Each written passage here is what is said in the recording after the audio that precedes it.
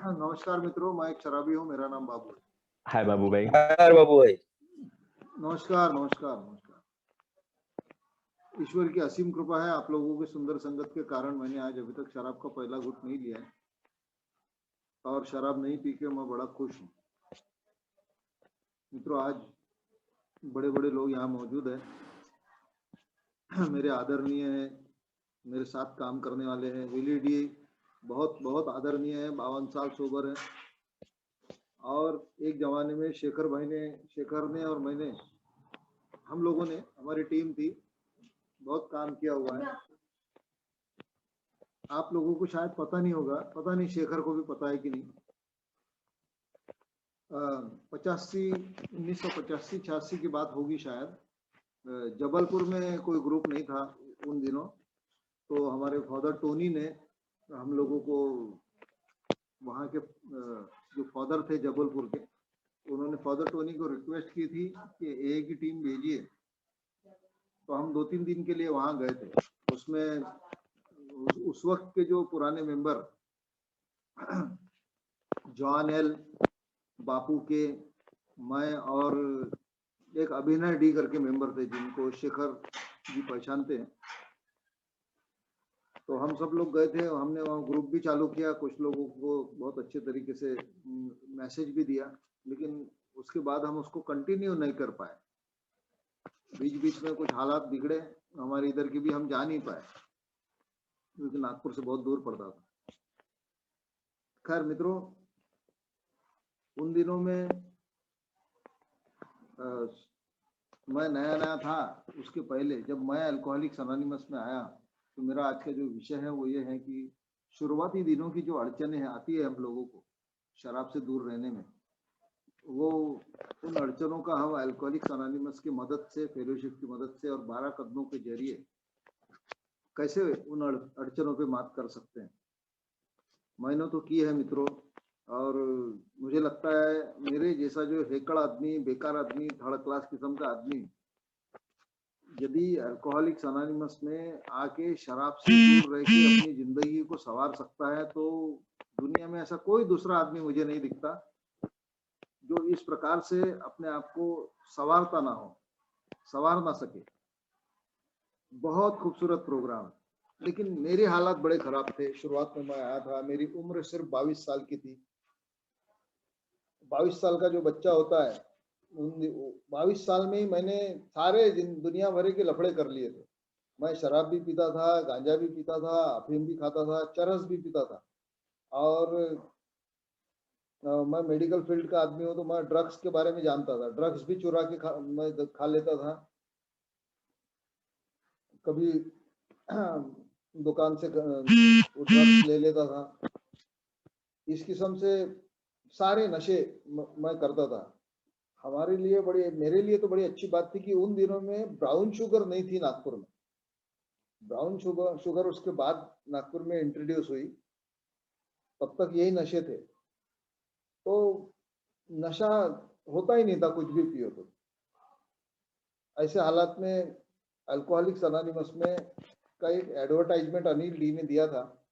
वो एडवर्टाइजमेंट ये था कि if you want to stop drinking, please come to Alcoholics Anonymous, और पायनियर ग्रुप का पता था।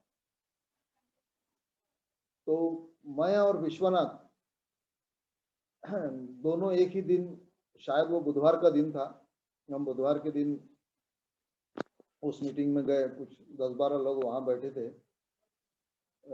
जिसमें विनय पी, जॉन एल और बहुत सारे, डाडी दलाल करके एक मेंबर थे। हम लोगों को लगा कि यार अच्छी जगह पर आ गए, मगर एक डर भी था कि साला हम क्रिश्चियन प्रीमाइसेस में आए हुए हैं, यहाँ चर्च है, तो कहीं ऐसा ना हो जाए कि अंत में हमको ये बोले कि भैया ऐसा है कि आपको अपना धर्म बदलना पड़ता है। ये डर मेरे मन में था, लेकिन बाद में वो भी क्लियर हो गया कि ऐसा है नहीं। और किसी की मैं सुनने वाला व्यक्ति नहीं था। तो उन्होंने जो शेयरिंग की, बड़े अच्छे से समझा रहे थे, पर्सनल शेयरिंग कर रहे थे लोग, और डिसीज बता रहे थे। मुझे कुछ समझ में नहीं आ रहा था, लेकिन एक बात बड़ी अच्छी थी, सभी लोग सिगरेट पिया करते थे, मैं भी सिगरेट पीता था। तो वहाँ एक दूसरे से बड़े अच्छे से बात कर रहे थे। और ऐसा लगा कि यार ये लोग थोड़ा रिस्पेक्ट दे रहे हैं और इज्जत से बात कर रहे हैं। बाहर तो कोई इज्जत से बात करता ही नहीं था, बेवड़े करके मशहूर हो गए थे।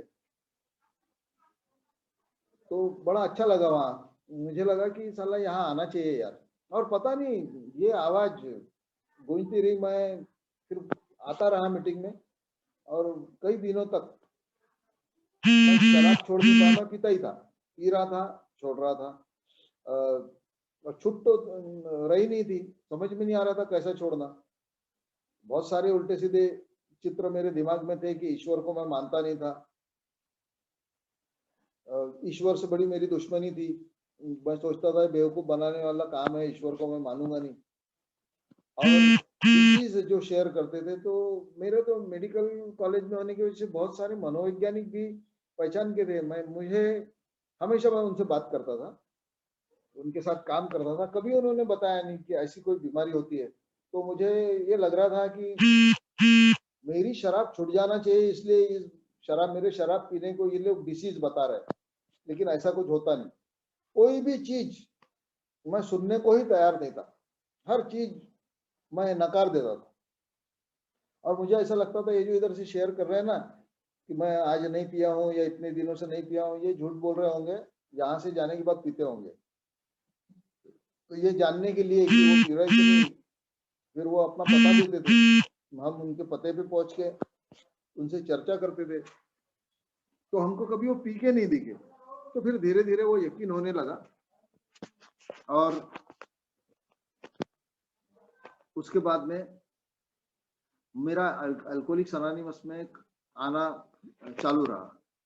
मेरे बाद में पीछे से लोग आ रहे थे और लोग सोबर हो रहे थे। उसमें से वो बापू के करके एक मेंबर थे, वो मेरे बाद में आए और पहले ही दिन से सोबर हो गए,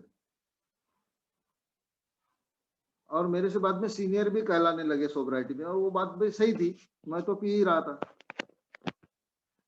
मुझे लग रहा था बेवकूफी है शराब छोड़ना, लेकिन जब मैंने देखा कि ये लोग छोड़ रहे हैं यार शराब, मैं नहीं छोड़ पा रहा हूँ, फिर मैंने एक दिन तय किया कि अपन इसको बंद करेंगे। तो फिर मैंने सीनियर लोगों से बात की कैसे बंद करने का। उन्होंने बताया एक दिन नहीं पीने की है, आप भगवान को नहीं मानते मत करो प्रार्थना, लेकिन एक दिन तो आप अपनी ताकत लगाओ, पूरी ताकत। बोला ठीक है ऐसा करता हूँ। और मैंने वो दिन चुना 14 अगस्त 1982 रात को 11 बजे तक। मेरा एक दोस्त था, उसका नाम था नजीर। नजीर के साथ मैं, हमारे नागपुर में एक एरिया है भानखेड़ा, उधर हाथ भट्टी की मस्त शराब मिलती थी, पहले पानी की, पहले धार की, महुए की शराब मस्त। हमने पता नहीं 2 बम्पर पिए कि 3 बम्पर पिए। उस वक्त 12 या 12.5 रुपए की बम्पर आती थी, चाहे देसी किलो या फिर महुए किलो, भाव सरीका ही था। और मैंने तो तय कर लिया था कि आज पीना है, कल से नहीं पीने का। तो 11 बजे तक मैं पिया, और 11 बजे मुझे दूसरे दिन पता चला कि रात को 11 बजे वो नजीर ने मुझे घर पे लाके छोड़ा। मुझे पता ही नहीं मैं घर में कैसा आया, लेकिन दूसरे दिन से मुझे बंद करने की थी। और मैं तो बड़ा इगोइस्टिक था, मैं किसी की सुनता ही नहीं था, अपने आप को बहुत शहाना समझता था, बहुत होशियार समझता था। तो वो सारी होशियारी मैंने इसमें लगाई कि अब चाहे कुछ भी हो जाए, सारा ईगो मुझे इसमें लगाने का था कि मुझे पीना ही नहीं है, चाहे कुछ भी हो जाए। और मेरे लिए तो एक दिन बहुत बड़ी बात थी। तो उसका भी जवाब मुझे मिला कि एक दिन नहीं जमता तो आप ऐसा करो कि 1 घंटे की कोशिश करो। मैंने 1 घंटे की कोशिश की तो मैं कामयाब हो गया। मुझे अच्छा लगा यार, मैं बोला मैं कामयाब हो गया। फिर दूसरे अगले 1 घंटे की कोशिश, ऐसा कर करके मैंने पूरा एक दिन बनाया। ये एक दिन शराब से दूर रहना मेरे लिए बहुत बड़ी बात थी। लेकिन आप यकीन मानो मित्रों, मैं पागल जैसा हो गया था, पागल जैसी मेरी हालत थी। मुझे जो देखो वो ऐसा लगता था कि ये मेरा दुश्मन ही है। बड़ी विचित्र मेरी परिस्थिति थी, लेकिन मैं पूरी तैयारी कर लिया था कि अब मुझे पीना ही नहीं है, चाहे कुछ भी हो जाए। और मैंने, हमारे जमाने में वो जासूसी उपन्यास मिलती थी, 2-3 25 पैसे दे के जासूसी उपन्यास मिलती थी 3 दिन के लिए। तो मैं 25 ऐसे 12 ने दे के 3 किताबें ला लेता था। आपको यकीन नहीं होगा कि वो इतनी मोटी मोटी किताबें मैं पूरी रात भरे में पढ़ लेता था, क्योंकि मुझे नींद ही नहीं आती थी। तो मैं 13 दिन तक सो नहीं पाया। लेकिन मैंने अपनी वो जिद नहीं छोड़ा। वो मेरा शराब छोड़ने के पीछे भी अहंकार ही काम कर रहा था। ये मुझे मेरे रिकवरी में आने के बाद पता चला कि अहंकार का यदि मैंने सही इस्तेमाल किया तो मैं बहुत सही तरीके से सही दिशा में भी जा सकता हूँ। तो हुआ ये कि मैं 13 दिन तक सो नहीं पाया और 14वें दिन से मुझे जो नींद आई, उसके बाद आज तक मुझे नींद का कभी भी प्रॉब्लम नहीं आया। लेकिन बाकी के हजारों प्रॉब्लम थे मेरे साथ। मैं किसी की दूसरों की बातें नहीं मानता था, डिसीज को भी समझ नहीं पाता था। धीरे-धीरे डिसीज भी मैंने मानना चालू किया। बोला चलो यार, ये लोग बोल रहे हैं तो ऐसा तो अपने साथ भी होता है, तो मान लेने में क्या हरकत है। मैंने डिसीज को भी माना। उसके बाद में स्टेप्स की बात आई। पहला कदम तो मैंने 100% ले लिया था कि अपन अल्कोहलिक है भाई ये, लेकिन दूसरे स्टेप मुझे बिल्कुल पसंद ही नहीं। हर स्टेप पे मैं अटकता गया। पहली स्टेप छोड़ के हर स्टेप पे मुझे मेरी मुजोरी चलती थी। मैं विरुद्ध सोचता था, एकदम उल्टा ही सोचता था। दूसरे स्टेप पे मुझे बताया गया कि भाई हायर पावर को मुझे मानना है, क्योंकि शराब की शक्ति मेरे से ज्यादा है। तो मैं सोचता था दुनिया में सबसे ज्यादा शक्तिशाली तो मैं ही हूँ, मैं कहाँ हायर पावर को मानूं। वहां मुझे बहुत अड़चन आई। लेकिन फिर पुराने लोग समझाते थे कि भाई अपनी मुजोरी बंद करो। आपको भगवान को मानने को कौन बोल रहा है? भगवान को मत मानो, आप नहीं मानते तो हायर पावर को तो मानो। ये मीटिंग हॉल को मानो, कोई व्यक्ति अच्छा लगता है उसको हायर पावर मानो, या जो आपको लगता है उसको मानो। तो मुझे वो बात पड़ गई कि बोला चलो भगवान नहीं मानना है, यहाँ आगे देखेंगे भगवान का। अभी भगवान नहीं मानना है। एक हायर पावर मीटिंग की फेलोशिप को मैंने माना, क्योंकि वो लोग मुझे बड़े अच्छे से समझाते थे। दूसरा स्टेप भी मेरा हो गया और तीसरी स्टेप में मैं बड़े जोरदार तरीके से अटका। बहुत दिनों तक मैं साल 2 साल दो ही स्टेप पर चला, तीसरी स्टेप पर चल ही नहीं पा रहा था। और लेकिन इसके नतीजे ये हुए कि मैं शराब से दूर था और बाकी के सारे लफड़े चालू थे। मतलब बहुत सारी चिड़चिड़ाहट, घबराहट, परेशानियां मेरी जिंदगी में खूब सारी शुरू हो गई। मुझे लगता था यार शराब पी के मैं बहुत लोगों को डराता था, लोग डर के वजह से मेरे काम वाम सुनते थे, मुझे काम बताते भी नहीं थे। अब तो साला उल्टा हो गया, अब मैं शराब नहीं पीता हूँ, लोग ही मेरे पे चढ़ रहे हैं। तो इसकी वजह से मेरी परेशानी बहुत बढ़ गई। फिर मैं स्पॉन्सर से बात किया, तब तक मैंने स्पॉन्सर भी बना लिया था। तो स्पॉन्सर ने मुझे बहुत अच्छे तरीके से बताया, भैया बोले ऐसा है कि तुम अपनी मुजोरी बंद करोगे तो प्रोग्राम आगे बढ़ सकता है, आपकी सारी परेशानियां दूर हो सकती है। मैं सवाल भी पूछता था कि आपके घरों में कितने अच्छी अच्छी वातावरण है यार, सब कुछ बढ़िया चल रहा है, मेरे घर में ऐसा क्यों नहीं है, मेरे साथ अच्छा क्यों नहीं हो रहा है, शराब तो नहीं पी रहा हूँ ना, फिर भी सारे लफड़े चालू है। अभी भी लोगों की सुन रहा हूँ मैं, अभी भी लोग मेरे पे चढ़े जा रहे हैं, ऑफिस में अभी भी प्रॉब्लम है। तो इन सारे सवालों का जवाब उन्होंने बहुत अच्छे से ये बताया कि भाई आप फिर से अपनी मुजोरी बंद करो और एक हायर पावर जो भी आप मानते हो, एक आधा ईश्वर जो आपको पसंद है, एक ऐसी शक्ति तो है ना दुनिया में जो अल्कोहलिज्म से भी ज्यादा ताकतवर है और आप उसके सामने सरेंडर हो सकते हो। तो ये पहला सरेंडर था मेरी जिंदगी में। मैंने फिर मेरी मुजोरी रोका और मैंने ईश्वर को मानना शुरू किया। लेकिन मेरे सामने तो फिर प्रॉब्लम शुरू हो गया कि अब ईश्वर को चलो भाई मान लेता हूँ, मैंने ये तय कर लिया, तो अब ईश्वर क्या है यही मेरे सामने प्रॉब्लम था ना। ये ईश्वर होता क्या है, और अगर ईश्वर है तो वो तो मुझे सजा देगा क्योंकि मैंने बहुत सारे पाप किए हुए हैं।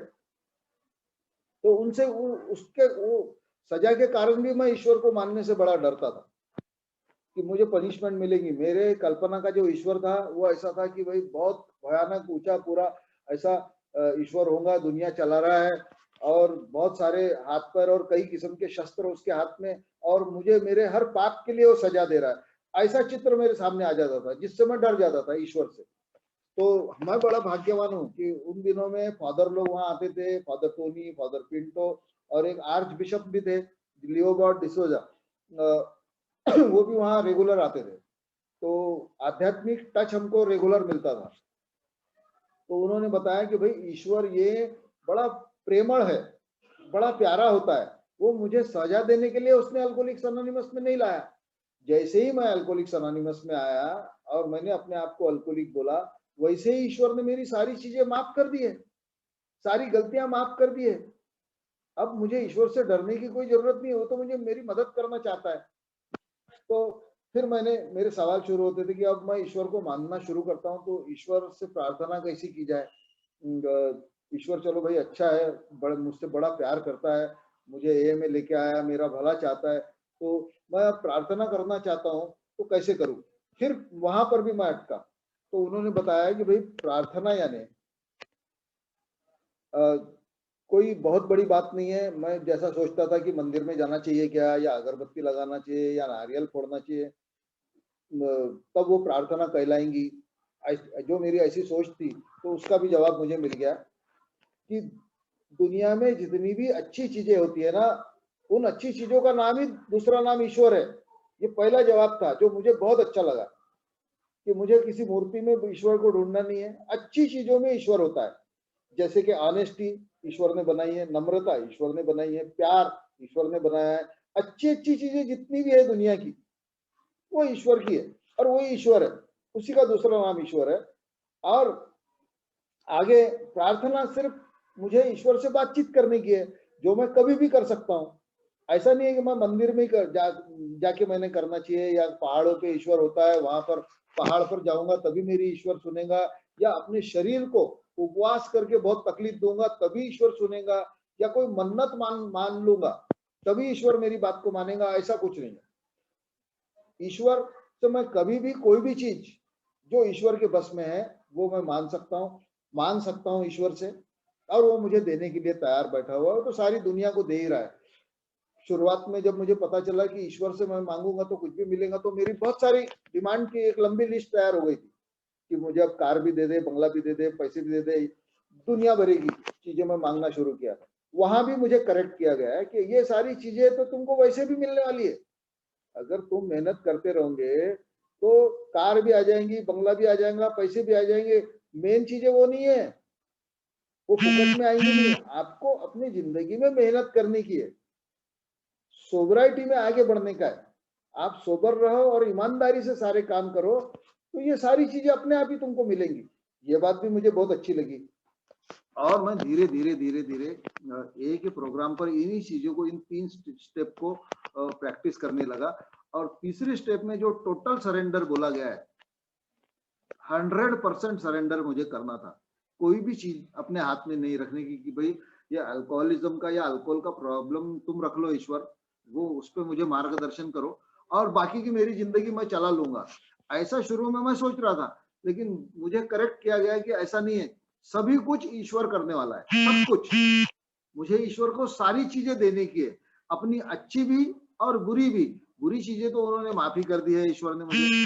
अब मुझे अच्छी चीज यदि कोई चाहिए, तो उसके लिए मुझे प्रार्थना करने का है कि ईश्वर आप बताओ कि आज दिन में मैंने जो भी कुछ काम मेरे हाथ में है, उसको और बेहतर तरीके से आपकी इच्छा अनुसार कैसे करूं। तो ईश्वर मुझे मार्गदर्शन करता है। लेकिन मुझे वापस कभी टेम्पटेशन नहीं आया, शराब का ऑब्सेशन कभी नहीं आया।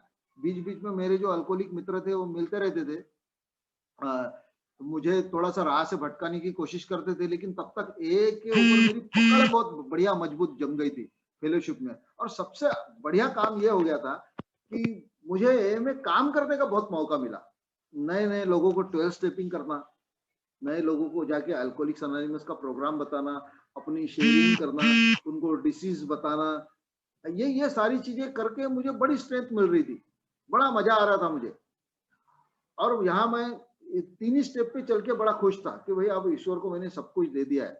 और मुझे उसमें ये भी बताया गया है तीसरे स्टेप में कि घबराने की जरूरत नहीं है। बिल्कुल, हम में से कोई ऐसा आदमी नहीं है जो पूरी तरीके से इस पर चलता हो। सब कुछ ईश्वर को दे दिया हो उसने, कुछ ना कुछ अपने हाथ में हम रख ही लेते हैं, इसलिए डरने की कोई जरूरत नहीं है। आप जितना ज्यादा से ज्यादा है ईश्वर की मर्जी से अपनी जिंदगी को चलाने की कोशिश करो, वही ईश्वर की इच्छा आपकी जिंदगी में ईश्वर अपने आप को प्रदर्शित करेगा आपके जीवन में। मेरे बहुत सवाल रहते थे उन दिनों में। हमारे बीच में अनिल डी आते थे, बहुत सारे मुंबई के दूसरे मेंबर वहां आते थे। एरिक डी जो अनिल डी के गुरु थे, वो भी आते थे। एक मिल्टन एफ थे, एक ओझा थे, बहुत सारे लोग मुंबई के हम लोगों को मदद करते थे कि प्रोग्राम कैसा लेना चाहिए, ए का प्रोग्राम 12 स्टेपिंग कैसी करना चाहिए, परंपराओं को कैसे फॉलो करना चाहिए। परंपरा टूटनी नहीं चाहिए, जिससे ग्रुप का नुकसान हो सकता है, हमारी सोबराइटी खतरे में आ सकती है। ये सारी चीजें मुझे वहां पर बहुत इन लोगों से बहुत सीखने को मिली और मैं आगे बढ़ता चला गया। बहुत साल तक मुझे लगता था कि भाई यहाँ तक ठीक है, इससे आगे बढ़ने की जरूरत नहीं है। अभी 4 स्टेप लेना यार, ये अपने बस की बात नहीं है। 4 स्टेप यानी पूरा अपना वो पापों का कच्चा चिट्ठा लिख के मैं दूसरों को अगर बताऊंगा तो साला मैंने तो इतने क्राइम भी थे उसमें, सिर्फ मैंने मेंटली अपराध नहीं किया, सिर्फ पैसे वैसे का लफड़ा नहीं है, मैंने तो क्राइम भी किए हुए हैं। किसी ने जाके अगर पुलिस को बता दिया ना तो मैं कई सालों के लिए अंदर हो जाऊंगा, ये मुझे डर लगता था, इसलिए मैं वो लिखने का टालता ही था। 4 स्टेप हमेशा टालता था। लेकिन एक दिन अनिल डी ने बहुत अच्छे से समझा के बताया। उन्होंने कहा था कि अगर हमने 4 स्टेप और 5th स्टेप ले ली ना तो हमको दुनिया की किसी भी चीज से डर नहीं लगेगा, सारे डर मेरे निकल सकते हैं। तो ये जब उन्होंने मुझे ललचाया 4 स्टेप से कि यार ऐसा हो सकता है, क्योंकि मैं काम तो करता था, ये मैं शराब से भी दूर था, लेकिन बहुत सारे डर मेरे अंदर हमेशा रहते थे कि साला कुछ गड़बड़ तो नहीं हो जाएंगी, कोई मेरे को ऐसा व्यक्ति तो नहीं मिल जाएगा जिसके साथ मैंने गड़बड़ की है, फिर मेरा क्या होगा। बहुत सारी डर मेरे साथ काम करते थे। लेकिन जब उन्होंने ये आइडिया बताई कि 4 स्टेप लिखने से मेरे सारे डर निकल सकते हैं, हजारों लोगों से मेरे रिजेंटमेंट है, मेरे रिजेंटमेंट कम हो सकते हैं। मैं तो इंतजार ही कर रहा था कि मैं एक बार शराब से दूर हो गया तो ये जो लोग है ना जिन्होंने पिछले दिनों में पीने के दिनों में मुझे तकलीफ दी है और मेरे साथ गलत व्यवहार किया है, मेरा अपमान किया, इन सबको मैं छोड़ूंगा नहीं। मैं थोड़ा ठीक तो हो जाऊं, और अब तो मैं ठीक हो गया था, तो बदला लेने के लिए तो मैं तैयार बैठा हुआ था। लेकिन ऐसे हालात में ही मुझे 4 स्टेप का सजेशन मिला और मुझे बताया गया कि बदला लेने से कुछ होने वाला नहीं है, मैं किसी का कुछ बिगाड़ नहीं सकता हूं। और आगे मुझे पता चला कि मेरा भी कोई कुछ बिगाड़ नहीं सकता, अगर ईश्वर का हाथ मेरे सर पे है तो मैं मेरी जो इच्छाएं हैं ईश्वर को देने के बाद ईश्वर की मर्जी से चलूं। तो मेरा फिर एक सवाल था, मेरे बहुत सारे सवाल रहते थे कि ईश्वर के मर्जी से चलूं यानी एग्जैक्टली करना क्या है भाई?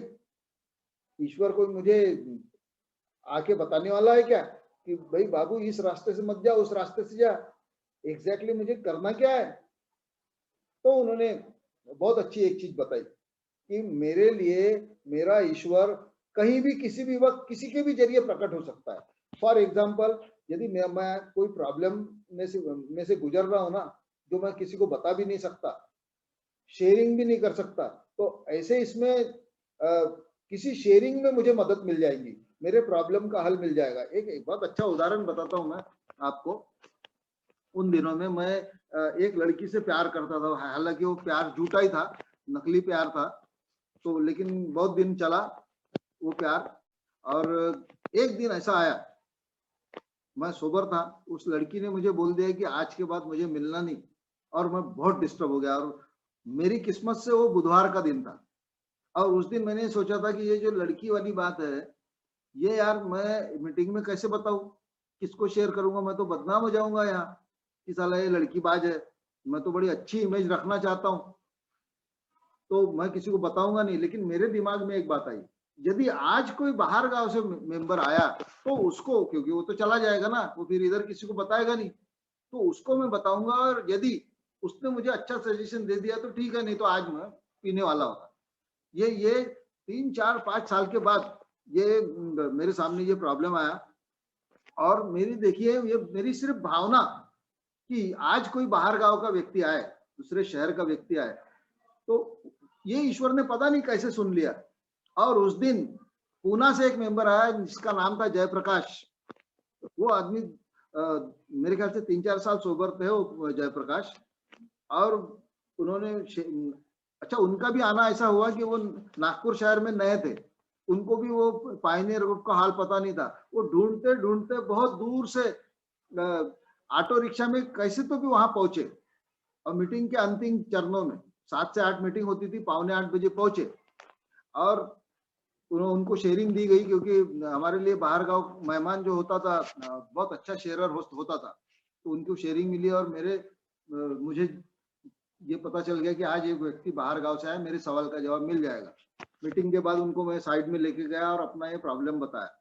अब वो आदमी इतना अच्छा था कि उन्होंने मुझे अपने जेब से 100 का एक नोट निकाला। अभी शराब भी 12 रुपए की थी, 15 रुपए की थी, तो 100 का नोट मेरे लिए बहुत बड़ा होता था। तो बोले आप ये रखो। बोला क्यों? मेरे तरफ से शराब पीना। बोले आज, लेकिन पहले मेरी बात सुन लो। बोला बोलो। तो बोले यदि आपके शराब पी लेने से वो लड़की वापस आ जाएंगी, ऐसा होता है तो आप पी लो। बोला नहीं ऐसा तो नहीं होगा। तो बोले फिर पी के फायदा क्या है?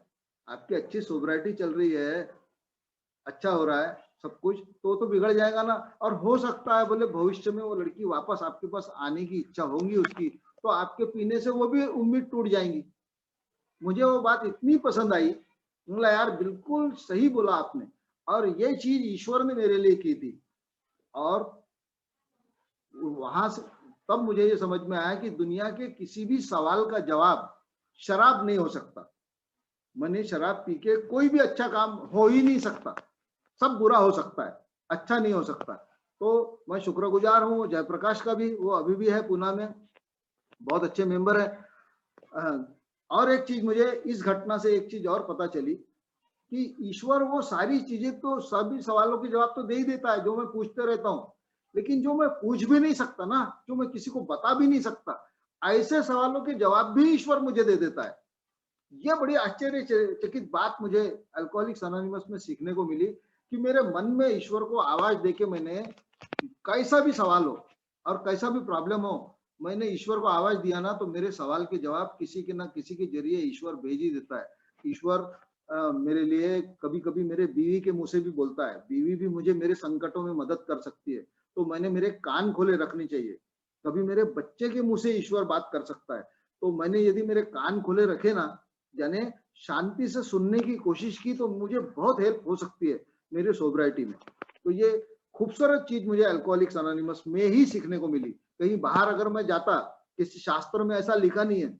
मैंने ए में आने के पहले बहुत सारे शास्त्र पढ़े, बहुत ज्यादा ज्ञानी समझता था अपने आप को, और ये सोचता था कि ये लोग मुझे क्या बताएंगे, सिर्फ बड़बड़ करके मेरी शराब छुड़वा देंगे। और मुझे ऐसा भी लगता था कि साले ये लोग यहाँ बड़बड़ कर रहे हैं, और अगर मेरी शराब छूट गई तो फिर मैं करूंगा क्या? मेरे पास करने के लिए कुछ नहीं रहेगा। लेकिन हर सवाल का मुझे जवाब मिलता गया कि शराब पीने के अलावा भी दुनिया में बहुत सारे अच्छे काम हो सकते हैं, वो मुझे करने हैं। मैं तो शादी भी नहीं करने वाला था। ए में आने के 8 साल के बाद मेरी शादी हुई, और मैंने तब तक मेरी 4 स्टेप लिख ली थी, और मैंने तिजोरी में बंद करके 3 तालों के अंदर रखी थी, लेकिन चाबी बीवी के हाथ में चले गई, 4 स्टेप का पुट्टल उसके हाथ में मिल गया। और जैसे ही वो पढ़ने वाली थी, मैं पहुंचा और पूरा उसके हाथ से लेके मैंने उसको फाड़ के फेंका। लेकिन 5th स्टेप लेने की थी, वापस मुझे 4 स्टेप लिखनी पड़ी वापस। मैंने उतनी ही मेहनत, बल्कि उससे भी ज्यादा मेहनत से मैंने उस लिखा।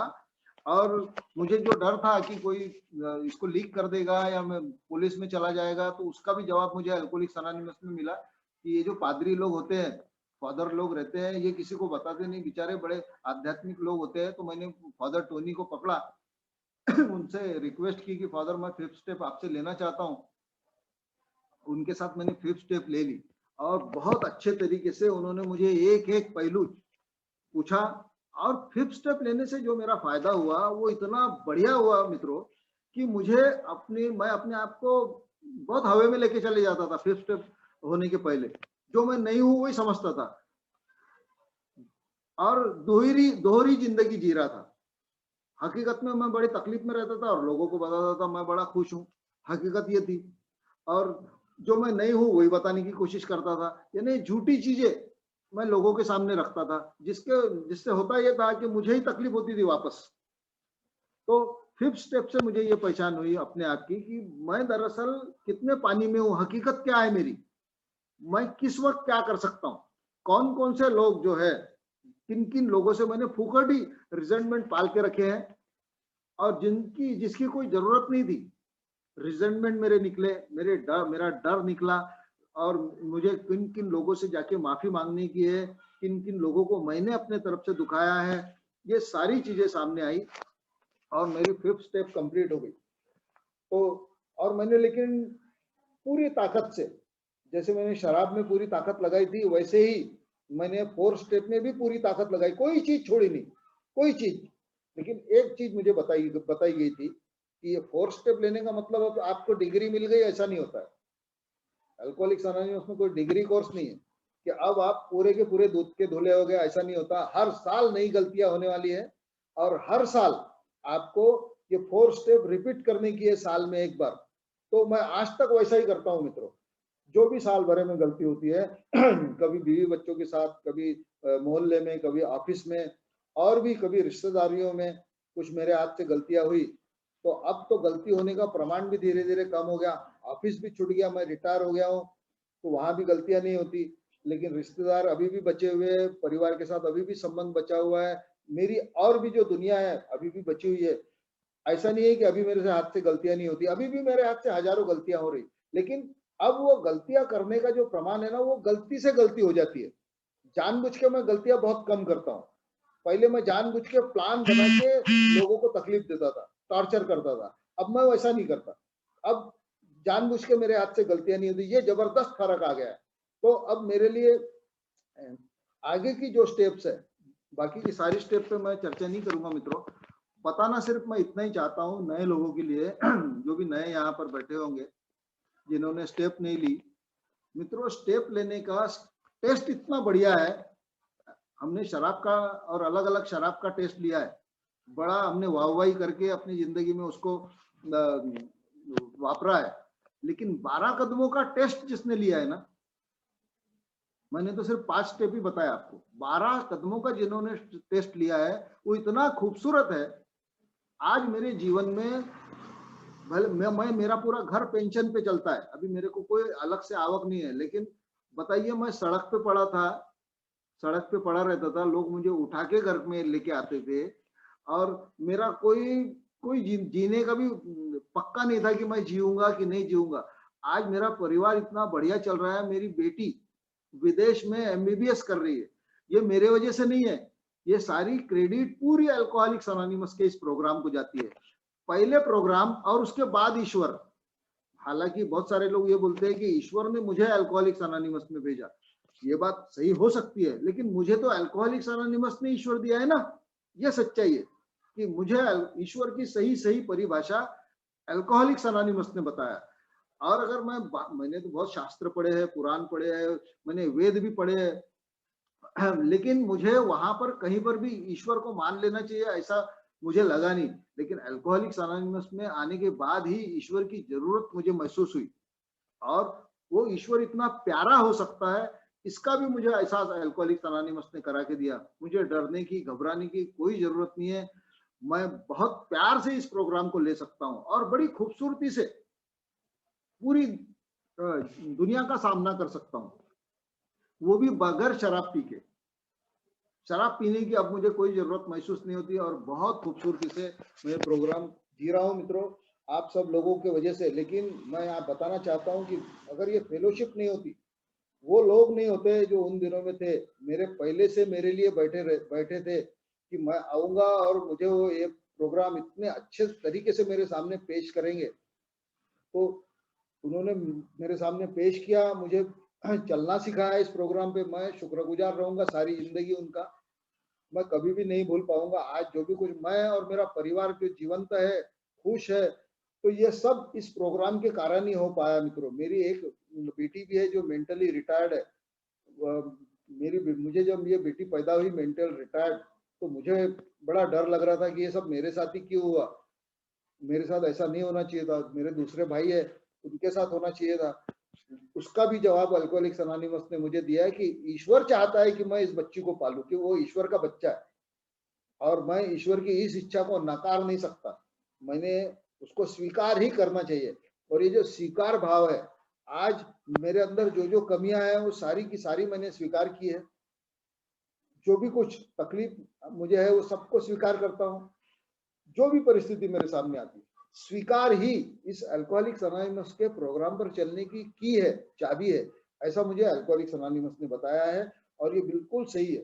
इसलिए मित्रों, मैं यही बताना चाहता हूँ कि प्रोग्राम से डरने की, घबराने की, भागने की जरूरत नहीं है, और दुनिया के किसी भी सवाल का जवाब शराब नहीं हो सकती। आप इतना मैंने जाना है, आप भी जान लीजिए। सो थैंक यू, आप लोगों ने आज मुझे बुलाया, मौका दिया। शेखर भाई का भी शुक्रगुजार हूँ, अनिल भाई का भी शुक्रगुजार हूँ।